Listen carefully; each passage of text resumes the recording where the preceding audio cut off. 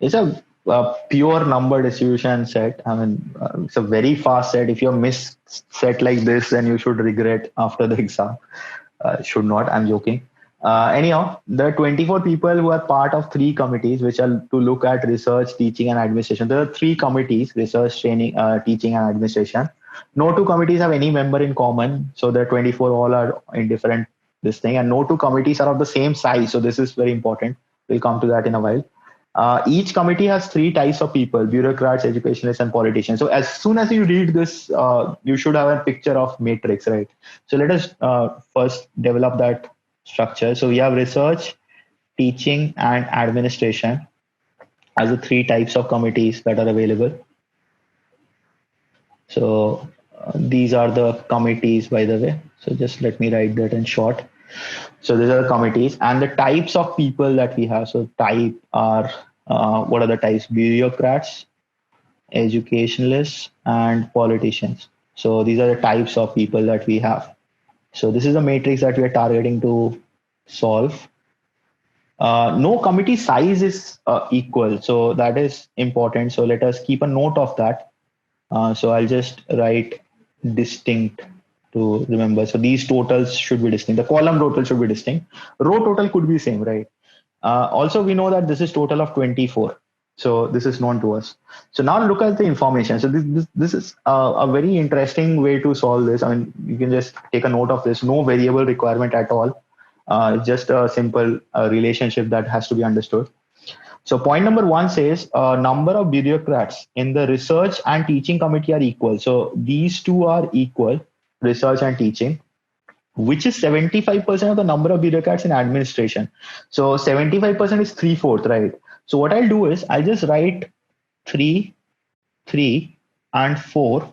And I'll remember this is the ratio. So I'll just box this out. So now I know that this is the ratio. This is not the actual value. So these three are in the ratio 3:3:4. You can put the is 2 also if you want inside this box. But I know that visual representation, this is how I do it. If you want to feel comfortable, just put an is 2 sign here. That's it. Anyhow, I'm not doing that. Next one, point number 2, the number of educationalists in the teaching committee. Educationalists in the teaching committee, so that is this, is less than the number of educationalists in the research committee. So this thing is less than this, right? So I'm just showing this to you. You should be able to understand this visually anyhow. Also, the number of educationalists in the research committee is the average of the numbers of educationalists in the other two committees. So this implies an AP series, right? When one number is the average of other two numbers. So if you place the average in the middle, that will form an AP series, right? So these three numbers that we have available here, just 1 second. So these three numbers, the research, the teaching, and the administration, these three numbers will form an AP. So I'll just write it in this way. This will form an AP where this is the average. And we know that the teaching one is less than the research one. So this is the lowest term. And this obviously is then the highest term, right? So this is the AP. The middle term is the research. Okay, so this is the relation between these three numbers. Now let us look at the last point. 60% of the politicians are in administration and 20% are in teaching. So 60% are here and 20% are here, leaving 20% here. So that is also a ratio, isn't it? The ratio is 1:1:3. So again, let me put a box here. So we know that 60% is here, 20%, 20%. So that makes a ratio 1:1:3 in this order, left to right. So these are the things that we know. So what do we actually know from that? See, number of people cannot be decimal, right? So if you think about the bureaucrat, the row of bureaucrat, that has to be a multiple of 10 because you have 3:3:4. Similarly, the politicians one I'm focusing first, that has to be a multiple of 5, right? So these two are pretty easy to understand. Even, I mean, for the educationalists, you should be able to understand. If not, just let me explain this. It's an AP series. So AP series, it's always number of terms into average, right? So average is definitely an integer value and there are 3 terms.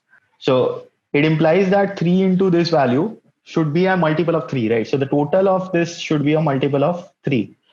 Now coming to what could be these values. Now check this out. This is not a very big number, right? 24 is quite a small number.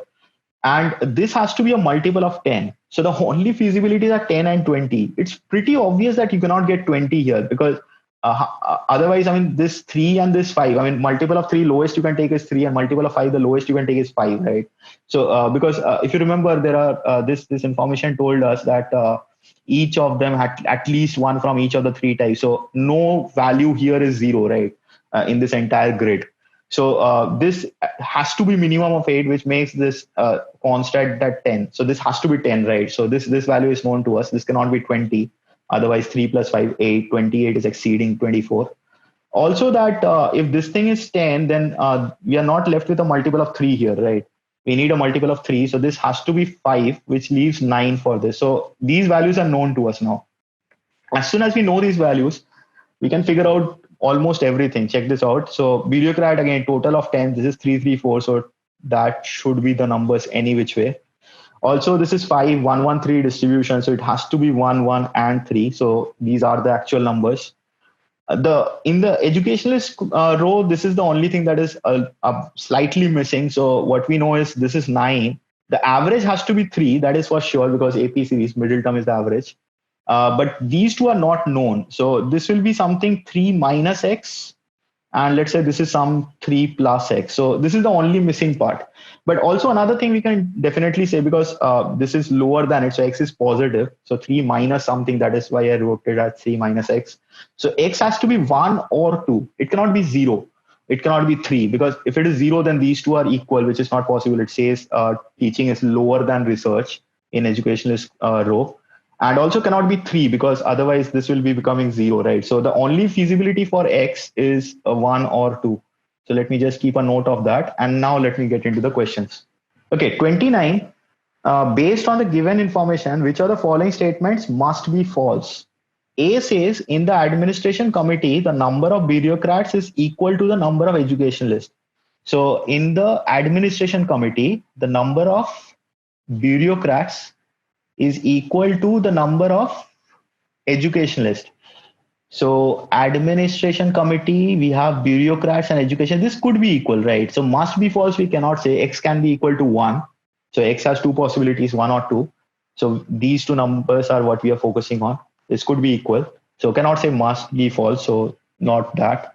Option B says size of the research committee is less than the size of the teaching committee. Okay, I didn't make these totals. So let me do this quickly. So 331 is 7.